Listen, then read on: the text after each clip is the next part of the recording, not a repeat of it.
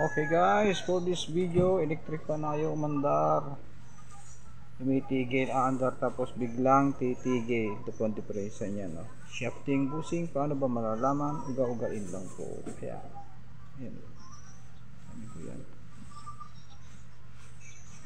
Yan, nauga. Palit busing. Natigil pag matagal na umaandar. Okay guys, ayan o, sige nyo, sobrang dumi. Sobrang dumi na guys.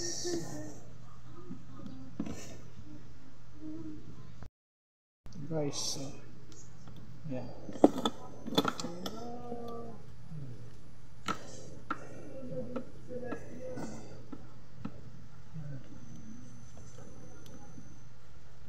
Yan ang problema niya, yan. Kapag ano, tumitigil isang pusa. Papalit tayo ng busing at saka ito shafting.